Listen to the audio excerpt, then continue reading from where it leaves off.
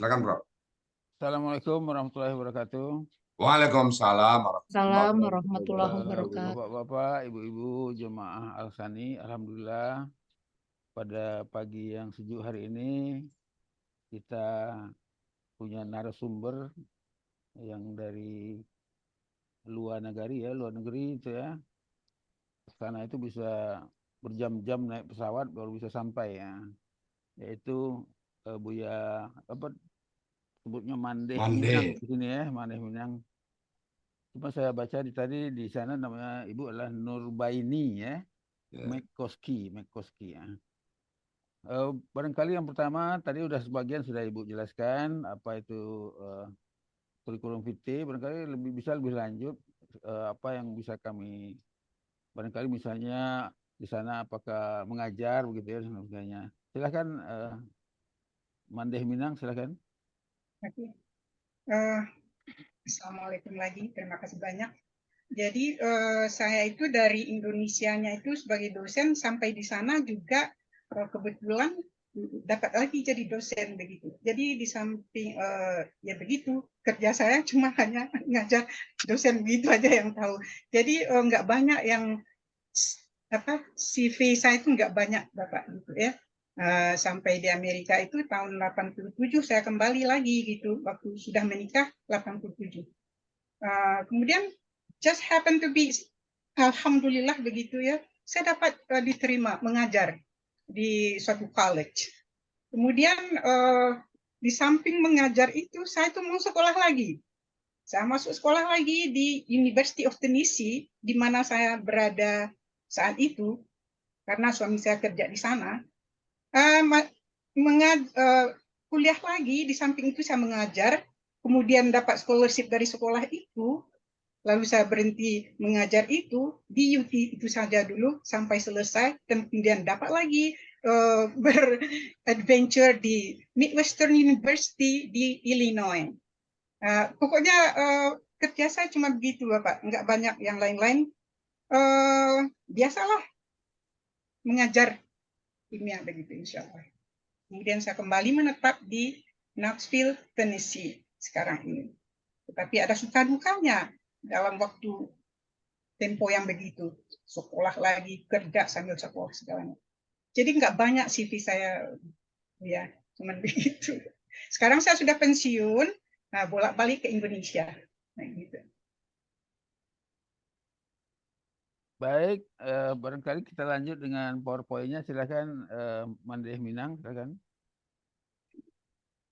Alright.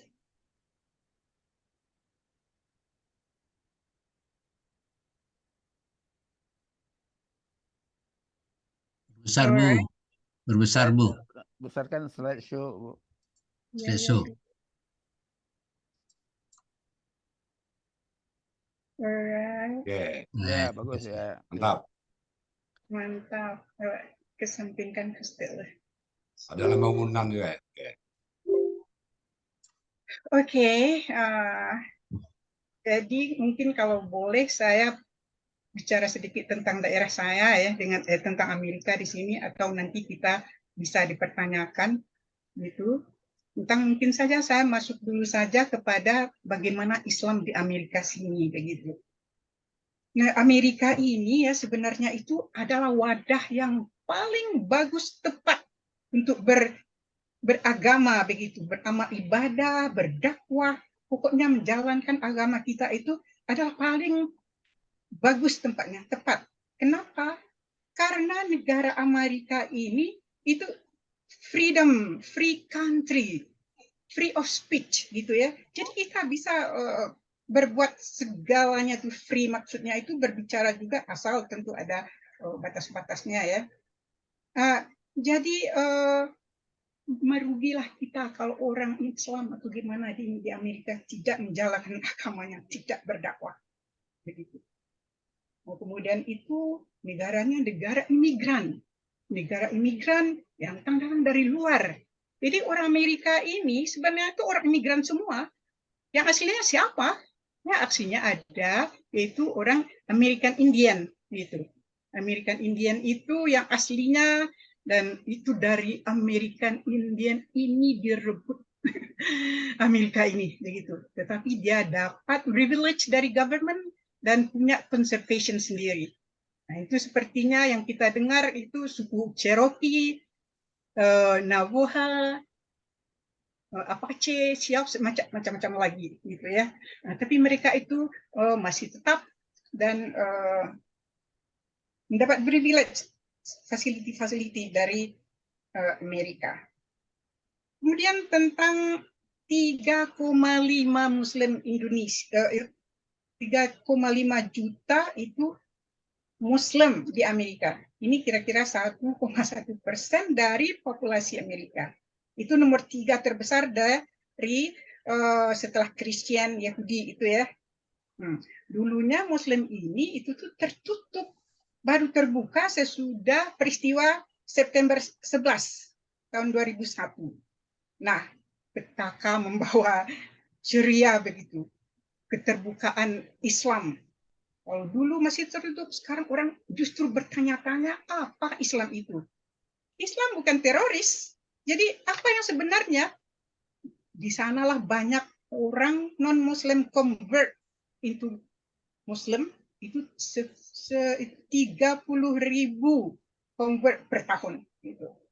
Mereka tahu juga kalau mau masuk Islam katanya ya, jangan ditanya ke orang Muslimnya, tetapi belajar sendiri. Gali dari Al-Quran dan literaturnya begitu. Jadi Muslim Amerika ini ya sebagainya suatu pelangi yang berbagai warna yang sinkron. Yang seperti juga yang difirmankan di dalam surat Ar-Rum gitu ya. Dan yang maksudnya itu Allah menciptakan langit dan bumi dan juga dengan manusianya itu yang berwarna berbeda bahasa dan warna kulit. Itu bagi orang-orang yang berilmu. Jadi ternyata orang-orang yang berilmu itu memang yang menjadi convert begitu ya. Benar ayat-ayat itu. Kemudian tentang Islamnya, itu seperti kita, itu ada Sunni, sunnah wal jamaah gitu ya, seperti kita kali di sana itu orang nggak tahu kalau dulu itu mereka tuh tahunya Sunni Syiah gitu. Kamu Islam apa? Saya Islam, kita nggak tahu. Jadi sekarang saya baru tahu. Kemudian juga ada Nation of Islam, itu orang Afrika American gitu ya, yang Muslim, itu Black Muslim begitu, yang dipelopori oleh Malcolm X gitu. Kemudian juga bukan yang ternamanya ini Malcolm X and Muhammad Ali gitu ya. Ini dulu itu dia Nation of Islam yang dipelopori, saya lupa namanya itu. Kemudian beliau ini jadi Sunni setelah mempelajari bagaimana Islam yang sebenarnya. Kemudian juga ada Syiah, ini hebat sekali. Kalau Syiah ini, wah, misionerinya itu hebat sekali. Saya punya teman di sana mencoba juga untuk mempengaruhi saya, tetapi tidak bisa gitu ya. Kemudian Sufi ini sangat menarik sekali juga. Sufi ini itu ada di yang saya kenal, yang saya kesana karena ada teman kita yang di sana begitu, satu orang ya. Semuanya itu orang Amerika, kecuali teman saya satu ya, perempuan itu. Menikah dengan orang sana. Kemudian ini di Virginia. Mereka tinggal di tempat yang mungkin, I don't know kalau saya terangkan not in detail, tapi mereka itu dalam segelompok gitu ya, dalam 200 hektar acre daerah gitu, dalam woody area itu, dalam pepohonan gitu itu, mereka mendirikan segalanya sendiri, seperti perkampungan mereka sendiri. Cuma 12 rumah saja begitu, nggak banyak. Punya sekolah sendiri, Montessori, punya percetakan sendiri, punya sudah jelas ya masjid sendiri, dapur untuk community bertemu begitu, guest house, farm, kebun sendiri. Pokoknya itu mereka itu tidak tergantung pada orang luar. Toko sendiri, toko makanan itu ambil aja. Enggak ada ini bayar gitu. Enggak, ambil saja atau dicatat bagaimana. Pokoknya peaceful sekali community di sana itu. Sampai dulu itu ada juga dia tuh memberikan suatu pelatihan pertahanan gitu ya untuk anak-anak diambil dari seluruh dunia. Orang kita itu dari pesantren kita itu sampai 100 orang anak pesantren bersama-sama dengan gurunya. Nah, kalau Muhammadiyah ini nggak kelihatan banyak, cuman kami itu ada grup juga yang menamakan Muhammadiyah USA, tapi kegiatannya itu kegiatan ya seperti sekarang ini ya, segala macam kegiatan activity, tapi saya nggak melihat bagaimana ibadahnya gitu. Ahmadiyah saya kurang tahu, tapi ada gitu. Kemudian Islam KTP denomination itu juga ada.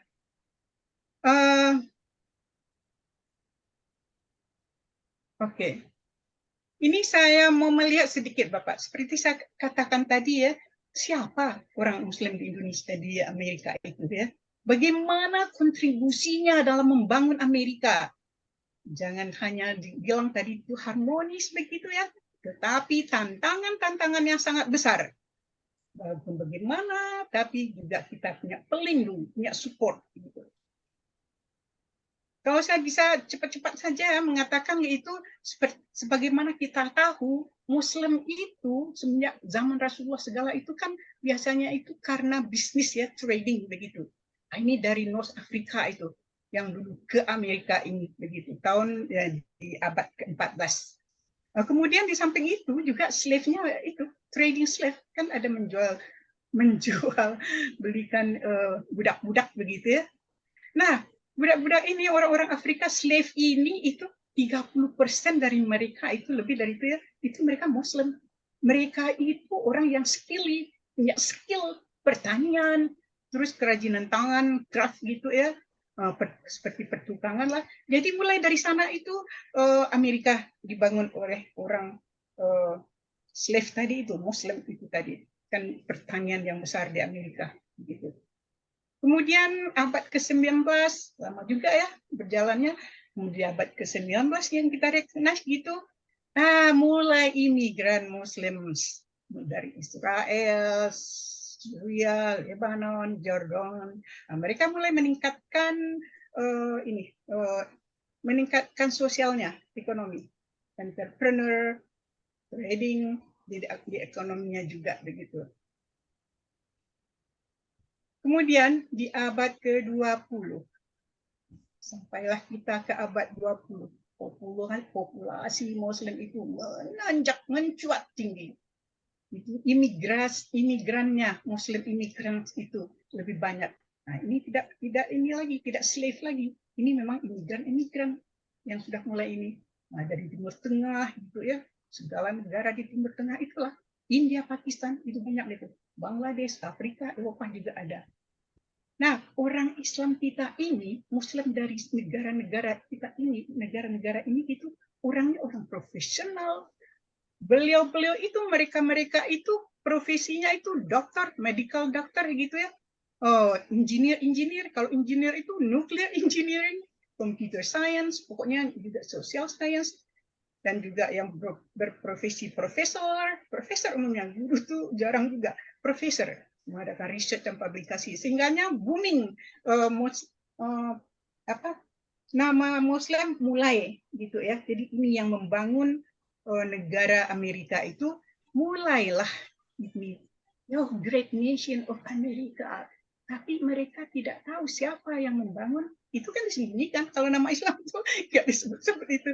Kalau yang orang-orang non-Muslim, ya siapa yang menemukan bla bla begitu ya.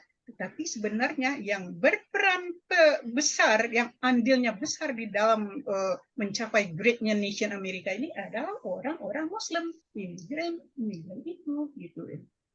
Nah, disinilah meningkatkan inovasi, social justice, civil right, empowerment, entrepreneurs, juga sebagai filantropis, mulai juga dengan berpolitik.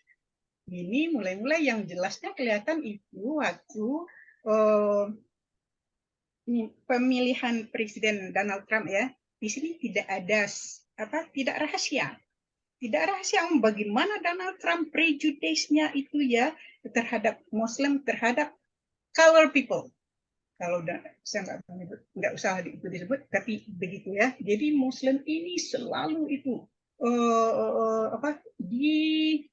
nanti kita masuk pada itu. Tetapi yang jelas sekarang itu yang saya maksudkan, yang membangun Amerika ini adalah Muslim immigration, imigran, semuanya imigran. Sanalah itu ada free country, free speech, bebas beragama sama rasa, duduk sama rendah, gak sama tinggi begitu ya. Jadi di sana bebas kita berkontribusi. Jadi kontribusi itu saya masukkan juga sedikit yang di daerah saya di Knoxville, Tennessee. Nanti mungkin saya lihatkan di mana itu Knoxville, Tennessee gitu ya. Kita itu punya free clinic namanya Shifa, itu terbuka untuk siapa saja sekali seminggu. Hari Sabtu itu klinik terbuka. Jadi orang-orang yang convert ini umumnya itu white American juga gitu, ada juga black gitu. Tapi mereka itu sebenarnya tuh banyak mengambil kesempatan. Saya melihat gitu ya, mereka mengambil kesempatan karena baiknya orang Muslim itu. Jadi Muslim ini dilabel juga orang yang generous. Nah, jadi nama Islam ini baik, kecuali bagi orang yang prejudice. Gitu. Nah, kemudian ada lagi itu, Oak Ridge National Laboratory, itu hanya 25 menit dari tempat saya, begitu ya. Ini di sini dibuat begitu bom atom yang pertama di Amerika yang dijatuhkan di Hiroshima. Jadi di ORNL ini itu banyak orang-orang Muslim kita bekerja, dokter, insinyur, begitu-gitu ya. Itu juga berarti membangun bangsa dengan expert-expertnya dia itu. Dan di Oak Ridge ini itu mempunyai komputer sistem yang terbesar di dunia sekarang ini. Ini boleh nih siapa-siapa anak-anak kita yang mau sekolah ke sini atau gimana nanti ada hubungannya ya. Jadi juga lab ini berkolaborasi dengan UT, University of Tennessee, penelitian mahasiswa di sana, juga special project, gitu ya. Kemudian juga dengan Indonesia, dari teman-teman dari Batam, Serpong itu sering ke Oak Ridge itu untuk meeting juga penelitian. Jadi tantangannya, nah ini dia. Digerakkan bebas berbicara, bebas segalanya gitu ya. Tetapi itu tantangan juga besar. Allah telah menciptakan kita begitu. Tidak hanya senang-senang, semuanya itu penuh tantangan. Tantangannya itu dia, Islamofobia. Ketakutan dan kebencian yang merasuk dari orang-orang yang tidak suka Islam. Prejudice, mereka samakan teroris seperti yang itu Islam, tidak gitu ya. Mereka sangat prejudice, diskriminasi itu di sekolah-sekolah, di university, itu di tempat kerja, itu diskriminasi. Waktu saya masuk sekolah lagi di University of Tennessee itu juga ada. Nanti mungkin di waktu tanya jawab kalau boleh saya ini sedikit saya singgung sedikit ya. Nah, kita itu ya, itu disorot, itu gerak-geriknya itu diawasi, gerak kita itu ada sepanjang, jelas begitu ya. Nah, jadi benar-benar bertarung deh Muslim di Amerika ini sebenarnya. Itu waktu saya ulang lagi tidak apa-apa. Donald Trump itu yang paling sekali itu orang-orang yang sejiwa dengan dia lah, yaitu yang ini dia gitu, begitu prejudisnya terhadap Islam. Jadi di sana kita juga harus hati-hati. Tapi kita udah mulai terbuka ya, pakai jilbab, pakai itu sudah. Kalau dulu itu nggak kelihatan karena orang itu sembunyi-sembunyi.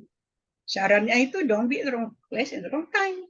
Jadi kita tuh harus hati-hati saja, jangan keluar malam, jangan di tempat yang tidak benar, begitu. Tetapi itu pun masalah Islamofobia ini mungkin kita semua udah juga ya, udah mendengarnya itu berita dunia. Perlindungannya ada cederanya, tapi juga ada yang membela. Itu namanya CARE, the Council on American Islamic Relations. Bisa kita buka sedikit. Kemudian interfaith. Nah, ini bahagian dari CARE ini. Ini CARE ini nasional, nationality juga internasional.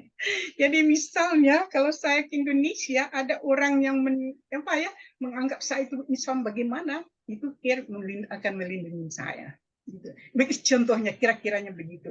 Jadi skopnya ini besar gitu. Tidak saja nationally tapi tidak luar. Gitu. Jadi ini CARE, who we are, kata mereka, inilah mereka CARE itu yang berdiri tahun 1994 dengan headquarternya itu di Washington DC. Saya itu tidak akan menyinggung banyak tentang CARE karena itu besar, banyak sekali persoalannya tentang CARE ini gitu ya, yang perlu kita ketahui. Tetapi kita bisa saya lihatkan saja di sini selintas begitu ya. Itu bagaimana? Where CARE stands on important issues. Itu mereka itu ya, yang tadi itu yang interfaith tadi itu. Nah itu kita di setiap state itu ada. Jadi kita itu memang bergabung dengan itu. Nanti saya ceritakan sedikit. Kemudian dia itu tentang bertoleransi dalam agama, itu juga ya tentang rating tentang Islam dengan violent ini, ekstremis itu katanya, itu Islam itu bukan teroris, orang yang berjihad itu juga jangan dibilangin teroris itu berjihad, gitu. Women right, race and racial, pokoknya ini ya saya nggak akan singgung satu persatu begitu. Bebas beragama dengan agama-agama siapa saja, worship apa saja, itu bebas. Kemudian ya pokoknya CARE itu melindungi kita dari segala macam bala bencana yang mengganggu kita begitu, Muslim. Jadi kita, di sana tuh kita call, ada nomor teleponnya kalau ada apa-apa, kalau orang pokoknya kalau verbal ya bagaimana ya, tapi kalau ada yang menganiaya kita atau mengganggu kita itu yang bahaya gitu ya, itu bisa langsung ke CARE. Kemudian ini, jadi prinsipnya apa itu CARE itu ya, freedom religion itu ada lagi dari yang terselip di sana itu ya, protect civil right, kemudian juga mensupport domestic policies, pokoknya banyak deh. Saya nggak akan jalankan satu persatu karena saya sendiri itu belum mengambil ini. Kita tuh di training juga. Di state itu harus ada kuliahnya, ada segalanya. Itu besar sekali. Mungkin satu hari juga membicarakannya juga nggak habis. Kemudian yang interfaith tadi itu bahagian daripada CARE. Nah ini segala kepercayaan itu kita bersatu. Bersatu itu ya Jewish juga, ya Christian, Buddhis, Hindu, Katolik, segala macam itu kita bersatu dalam satu organisasi. Nah ini membantulah seperti yang di tugas dari CARE itu tadi, juga kalau ada violence apa pokoknya di sana CARE lebih dekat kita berkomunikasi daripada interfaith, kita lebih berkomunikasi langsung karena di daerah-daerah kita begitu ya, kita ada persatuannya. Di sini itu juga membantu sosial ekonomi. Tapi sayangnya ya, yang saya potong sedikit.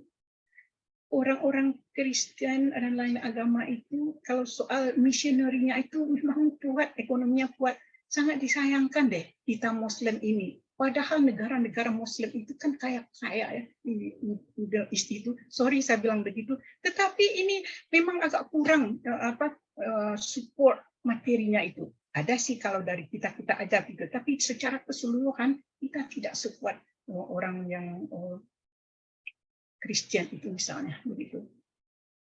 Nah, jadi di sanalah itu peran daripada interfaith tadi itu.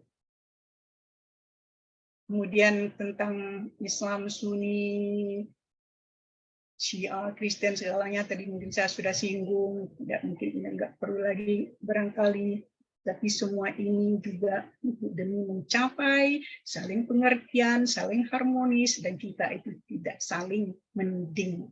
Itu terutama di daerah-daerah kita, itu setiap daerah ada.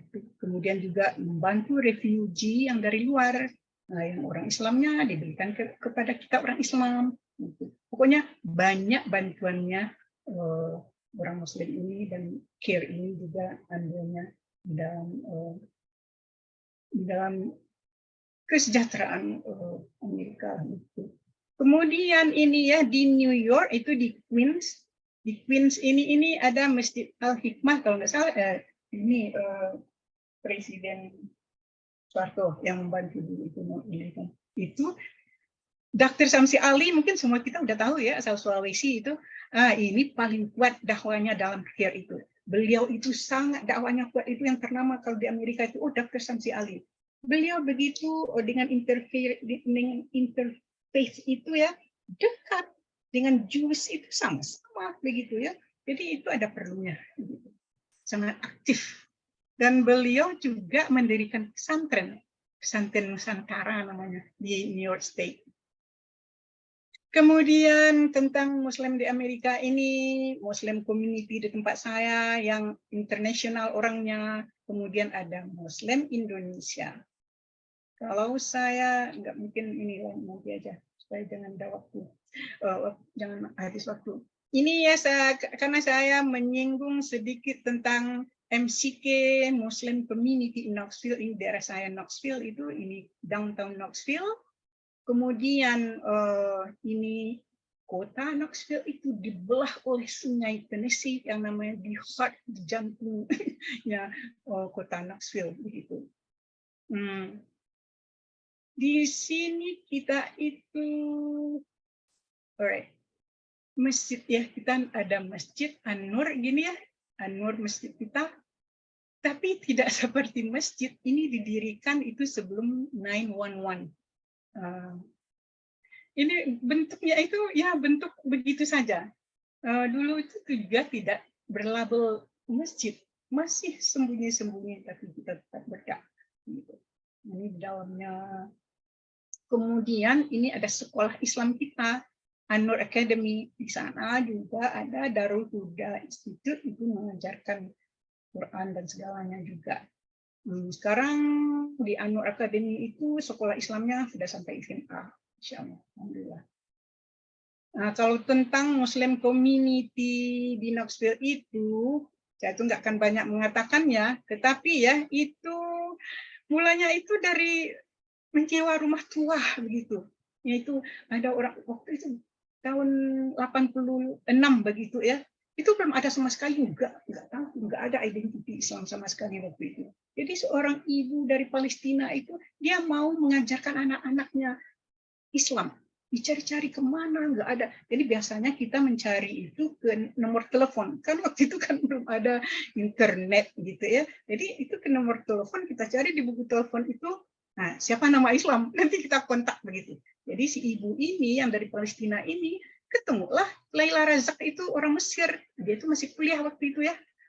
Kemudian ada lagi 2 orang yang students gitu. Mulailah waktu itu tahun 86 itu mendirikan itu Muslim Community of Knoxville. Waktu itu belum begitu namanya, pokoknya kumpul-kumpul saja dulu. Kemudian tahun 1991, nah peresmian yang Masjid An-Nur tadi itu dekat kampus, jadi mahasiswa itu bisa convenient beribadah gitu. Kemudian setahun kemudian, nah kita mempunyai pekuburan Islam, ya itu di daerah di Lenoir City ini, namanya Lakeview Graveyard gitu ya, itu besar luas begitu ya. Kita bersama dengan yang non Muslim, sebagiannya di sini ini kita begitu, sebagian sini ini itu orang yang lain agama begitu ya. Kalau orang Hindu itu lain lagi, mereka sendiri, ininya ini Kristen gitu. Nah di sini ini tempatnya sangat indah, next to tempat wisata gitu. Ini Lake Loudon Lake gitu ya. man-made, ini buatan. Ini pokoknya banyak yang mau diceritain di situ. Anyway, ini tentang Muslim community. Kemudian saya masuk pada Indonesian Muslim in America. Nah, kalau orang Indonesia kita ini, itu yang grup yang paling besar itu IMSA, ya, IMSA, Indonesian Muslim Society in America. Nah, kemudian IMSA itu ada IMSIS-nya untuk yang perempuan-perempuan, istri-istri, ada youth-nya yang remaja-remaja, kemudian aktivitinya banyak sekali aktif sekali. Itu sepertinya kampung Indonesia deh aktivitinya itu, gitu ya. Ada radio spesial juga, dan lagi pula itu ada apa maksudnya muktamar yang istimewanya juga dari IMSA ini itu ya, itu muktamar sekali setahun, orang bernatal, kita bermuktamar, itu bergiliran di setiap negara bagian di Amerika, di setiap negara itu. Di sana, jadi di sana itu ya pengikutnya itu sampai 1.500 orang gitu. Orang Malaysia, anak-anak Malaysia itu juga join dengan kita.